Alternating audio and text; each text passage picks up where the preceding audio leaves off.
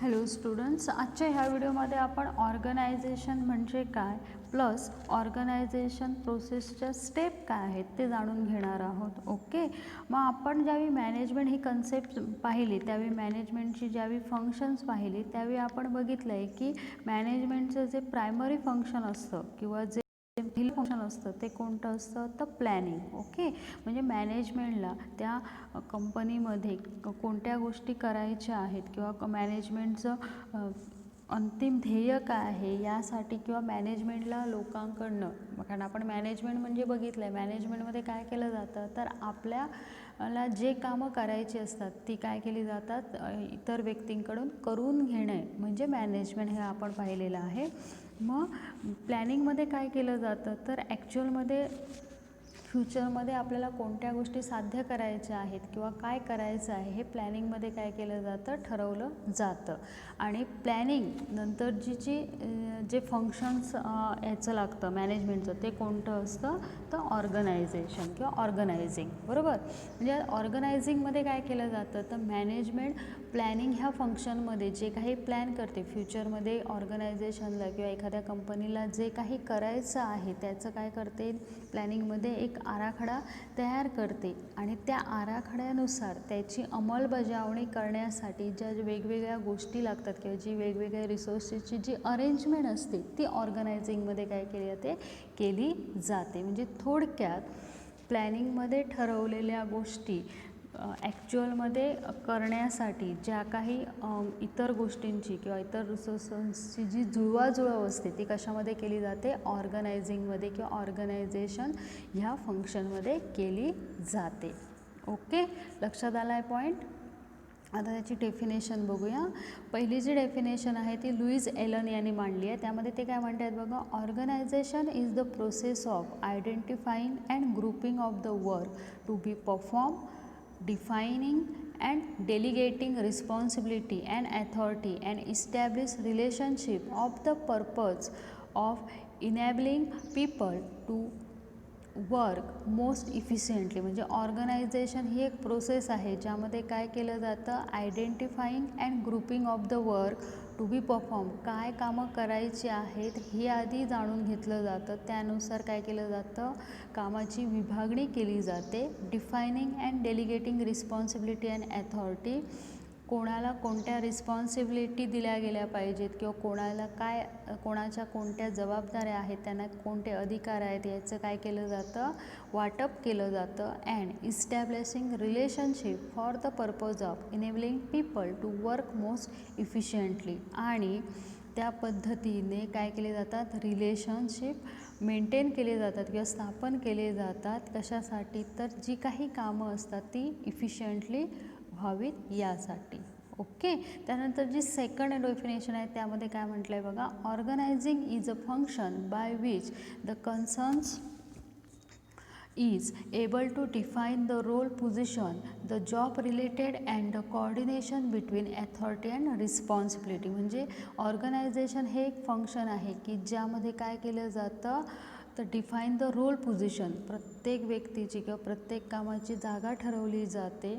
त्यानंतर त्याच पद्धतीने ॲथॉरिटी आणि रिस्पॉन्सिबिलिटीमध्ये कोऑर्डिनेशन साधण्याचा प्रयत्न केला जातो. ओके, म्हणजे थोडक्यात आपल्याला लक्षात काय ठेवायचं आहे तर ऑर्गनायझिंग किंवा ऑर्गनायझेशनमध्ये काय केलं जातं तर जे टॉप लेवल मॅनेजमेंटने बिझनेससाठी जे काही प्लॅनिंग केलेले असतात त्यांची अंमलबजावणी करण्यासाठी ज्या काही गोष्टी इतर गोष्टी जे रिसोर्सेस आहेत, मग फिजिकल असू दे, ह्युमन रिसोर्सेस असू दे किंवा पैसा गोळा करायचा असेल, एम्प्लॉईज असतील, ह्या सगळ्यांची जुळवाजुळव म्हणजे थोडक्यात अरेंजमेंट करण्याचं काम हे ऑर्गनायझिंग ह्या फंक्शनमध्ये केलं जातं. ओके, आता त्याच्या स्टेप जर बघितलं ऑर्गनायझिंग प्रोसेसच्या स्टेप बघितल्या तर काय आहेत बघा. त्यामध्ये पहिली जी स्टेप आहे ती आहे डिटरमाइन ऑर्गनायझेशनल गोल. म्हणजे ह्यामध्ये काय म्हटलं आहे बघा, this is the first step in the organising process. The top management first fix the common objective of the organization At the middle level, executive manager fix the departmental objective, and at the lower level, supervisory management fix the day-to-day objectives. All the objective of the organization must be specific and realistic. म्हणजे का, तर organising प्रोसेसमधली जी पहिली step आहे ती कोणती आहे, तर ऑर्गनायझेशनचे गोल किंवा ऑब्जेक्टिव्ह ठरवणं. मग ते एकदा ठरले की काय केलं जातं, प्रत्येक लेवलला म्हणजे top level management all over ऑर्गनायझेशनचे काय ठरवते, ऑब्जेक्टिव्ह ठरवते, त्यांची ध्येय ठरवते. त्यानंतर मिडल लेवलचे जे एक्झिक्युटिव्स आहेत ते आपल्या डिपार्टमेंट्ससाठी काय ऑब्जेक्टिव्ह असतील, त्यांचं काय लक्ष असेल, त्यांची काय ध्येय असेल, त्यांची काय कामं असतील हे ठरवतात. सेम त्याचप्रमाणे लोअर लेवलचे जे मॅनेजमेंट असतं ते सुद्धा काय करतं, आपल्या हाताखाली म्हणजे त्यांना कोणती कामं हँडल करायची आहे ती कशा पद्धतीने करणार ते ठरवतात. ओके. आणि त्यातही म्हटलं आहे की ऑर्गनायझेशनल गोल ठरवताना ते काय असले पाहिजेत, स्पेसिफिक आणि रिअलिस्टिक असले पाहिजेत. ओके. ही झाली पहिली स्टेप. त्यानंतर सेकंड स्टेप कोणती आहे बघा, identification of activities to be achieve goal. एकदा का ऑब्जेक्टिव्ह ठरले की प्रत्येक लेवलला, म्हणजे आपल्याला माहीत आहे मॅनेजमेंटमध्ये 3 लेवलवर मॅनेजमेंट काम करत असते, टॉप लेवल, मिडल लेवल आणि लोअर लेवल. एकदा का ऑर्गनायझेशनचे ऑब्जेक्टिव्ह ठरले की टॉप लेवल मॅनेजमेंट काय करणार, तर कामाची थोडक्यात एक लिस्ट तयार करणार की कोणाला कोणती कामं काय करायची आहेत, द्यायची आहेत. सेम त्याचप्रमाणे मिडल लेवल मॅनेजमेंटसुद्धा करणार की त्यांना कोणती कामं करायची आहेत, की त्यांना त्यांच्या हाताखालील लोकांकडून कोणती कामं करून घ्यायची आहेत. सेम लोअर लेवल मॅनेजमेंटचे मॅनेजर्स करणार. म्हणजे थोडक्यात कामाची काय केली जाते, एक यादी तयार केली जाते की जेणेकरून कोणतेही काम रिपीट होणार नाही किंवा एखादं काम कुठलं करायचं राहून जाईल याची काय होणार नाही, चान्सेस त्यामुळे कमी होतात. जर तुमच्याकडे रेडी पोझिशनमध्ये काय असेल, तुम्हाला कोणती कामं करायची आहेत हे जर तुमच्याकडे नियोजन स्वरूपात असेल तर. ओके. हे झाली सेकंड स्टेप. त्यानंतर तिसऱ्या स्टेपला काय केलं जातं बघा, तिसरी स्टेप आहे ग्रुपिंग ऑफ ॲक्टिव्हिटी. म्हणजे जे सेम ॲक्टिव्हिटीज असतात किंवा एका पर्टिक्युलर डिपार्टमेंटशी रिलेटेड असतात त्या ॲक्टिव्हिटी एका डिपार्टमेंटच्या अंडर दाखवणं. म्हणजे फॉर एक्झाम्पल प्रोडक्शन डिपार्टमेंट असेल, ओके, तर प्रोडक्शन डिपार्टमेंटमध्ये परचेस सेल संदर्भातल्या ज्या काही परचेसशी रिलेटेड जे काही डायरेक्ट इनडायरेक्टली कामं असणार ती कुठे दाखवली जाणार, तर प्रोडक्शन डिपार्टमेंटच्या अंडर दाखवली जाणार किंवा परचेस डिपार्टमेंटच्या. सेम तसंच मालाच्या सेलच्या संदर्भातली जी डायरेक्टली इनडायरेक्टली जी सेल्सशी रिलेटेड कामं असतील ती सगळी कुठल्या डिपार्टमेंटच्या अंडर केली जाणार, तर सेल्स डिपार्टमेंटच्या अंडर. म्हणजे थोडक्यात कामांची काय करणं, ग्रुप तयार करणं हे काय आहे, तिसरी प्रोसेस आहे. बघा इथे म्हटलं आहे all similar or related having a common purpose are group together to make department. Okay. म्हणजे जे सिमिलर्स किंवा रिलेटेड ॲक्टिव्हिटीज असतात एकामेकाशी त्या लक्षात घेऊन त्यानुसार त्यांचे काय करणं, ग्रुप तयार करणं हे काय आहे, तिसरी स्टेप आहे ऑर्गनायझिंग प्रोसेसमधली. ओके. त्यानंतर चौथी स्टेप कोणती आहे बघा, अरेंजमेंट ऑफ रिसोर्सेस. ओके. मग ह्यामध्ये काय केलं जातं बघा, पहिल्या स्टेपला काय करायचं आहे ते ठरलं, सेकंड स्टेपला कोणकोणती कामं करायची त्याची लिस्ट तयार केली जाते. ओके. तिसऱ्या स्टेपला काय केलं जातं, तर कामं एकदा ठरवल्यानंतर जी सेम कामं असतात त्याच्यानुसार ग्रुप तयार केले जातात किंवा डिपार्टमेंट तयार केली जातात.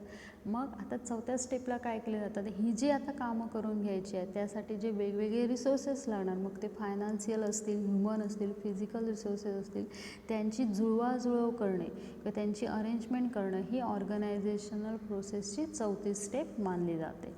ओके. त्यानंतर आता पुढची पाचवी स्टेप काय आहे, असाइनमेंट ऑफ रिस्पॉन्सिबिलिटीज. मग ह्यामध्ये काय केलं जातं, तर after identifying, grouping and classifying activities into specific job, this have to be assign to individual to take care of the responsibilities of each employees are clearly define. म्हणजे काय, तर इथे असाइनमेंट ऑफ रिस्पॉन्सिबिलिटीमध्ये काय केलं जातं, तर कोणाला कोणती कामं करायची आहेत आणि त्यासाठी त्यांना जे लागणारे जे काही ते म्हणजे थोडक्यात प्रत्येकाच्या जबाबदाऱ्या किंवा प्रत्येकाची कामांची काय केली जाते, वाटणी केली जाते. म्हणजे कुठल्या व्यक्तीला कोणती कामं द्यायची आहेत किंवा कुठल्या व्यक्तीच्या काय जबाबदाऱ्या आहेत, त्याला कोणती आपल्या हाताखाली लोकांकडून कोणती कामं करून घ्यायची आहे ह्यांची काय केली जाते, वाटणी केली जाते. ओके. त्यानंतर नेक्स्ट 6वी जी स्टेप आहे ती आहे डेलिगेशन ॲथॉरिटी.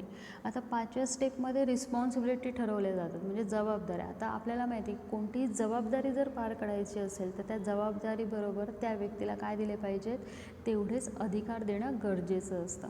मग 6व्या स्टेपला तेच केलं जातं. काय केलं जातं, on the basis of responsibility given to specific individual they must be given the necessary authority. म्हणजेच जेव्हा जबाबदाऱ्या दिल्या जातात त्या जबाबदाऱ्या पार करण्यासाठी ज्या ज्या व्यक्तींना ज्या ज्या आवश्यक अधिकार असतात ते काय केले जातात, त्यांना दिले जातात किंवा त्याचं वाटप केलं जातं. म्हणजे थोडक्यात प्रत्येक व्यक्तीला काय होणार आहे, त्याचं काम करून घेणं हे सोपं पडणार आहे. ओके. ही झाली 6वी स्टेप. त्यानंतर 7व्या स्टेपला काय केलं जातं, इस्टॅब्लिशिंग सुपेरियर सबऑर्डिनेट रिलेशनशिप.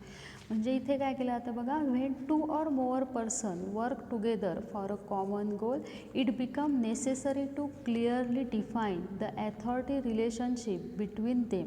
म्हणजे ज्यावेळी 2 किंवा त्यापेक्षा जास्त व्यक्ती एकत्र काम करतात तेव्हा त्यांना माहीत असलं पाहिजे की आपल्याला काय करायचे आहे, कोणाकडनं अधिकार मिळणार आहे, कोणाकडनं ऑर्डर्स मिळणार आहेत, आपण कोणाला रिस्पॉन्सिबल आहोत. म्हणजे थोडक्यात आपण आपल्या कामाची जी काही इन्फॉर्मेशन आहे ती कोणापर्यंत आपल्याला ती द्यायची आहे किंवा आपण जी कामं करणार आहोत ती कामं कोणाला काय करायची आहेत, आपल्याला प्रेझेंट करायची आहेत, ह्या सगळ्या गोष्टी काय करणं आवश्यक असतं, क्लिअर करणं गरजेचं असतं. म्हणजेच जर मला कोणाला रिपोर्ट करायचं आहे हे माहीत असेल तर मी काय करू शकते, माझी कामं तेवढ्याच चांगल्या पद्धतीने करू शकते. सेम त्याचप्रमाणे सबऑर्डिनेट्स म्हणजे काय, तर सबऑर्डिनेट्सला माहीत आहे की आपला सुपेरियर कोण आहे. सेम त्याचप्रमाणे जे सुपेरियर्स असतात त्यांनाही माहीत असलं पाहिजे की आपल्याला कोणत्या लोकांकडनं कामं करून घ्यायची आहेत किंवा आपल्याला ज्या जबाबदाऱ्या दिलेल्या आहेत त्या आपल्या जबाबदाऱ्या आपण कोणाकडनं करून घेणार आहोत. ओके. म्हणजे थोडक्यात इथे 7व्या स्टेपला काय केलं जातं, तर जे सुपेरियर आणि सबऑर्डिनेट्स आहेत म्हणजे थोडक्यात कोणत्या लोकांसाठी किंवा कोणाला कोणत्या व्यक्तीला रिपोर्ट करायचं आहे हे काय केलं जातं, ठरवून दिलं जातं. ओके. अँड लास्ट जी स्टेप आहे ऑर्गनायझिंग प्रोसेसमधली ती आहे कोऑर्डिनेशन. तर ह्यामध्ये काय म्हटलं आहे बघा, this is the last step in the process of organisation. Here the effort of all the individual, group, department एट्रेसा are brought together and coordinated toward the common objective of the organisation. म्हणजे जे काही group केले जातात किंवा superior subordinates निवडले जातात त्या सगळ्यांचं एकत्रितकरण हे कुठे केलं जातं, 8व्या स्टेपला केलं जातं. म्हणजे ह्यांना जे काही ग्रुप्स असतील किंवा सुपेरियर सबऑर्डिनेट्स हे काय करतात, यांना एकत्र आणून त्यांच्यातून जे ऑर्गनायझेशनचं कॉमन ऑब्जेक्टिव्ह असतं, जो कॉमन जे ध्येय असतं ते साध्य करणं ही काय आहे, ऑर्गनायझिंग प्रोसेसची शेवटची स्टेप आहे. ओके. चालेल मग. थँक्यू.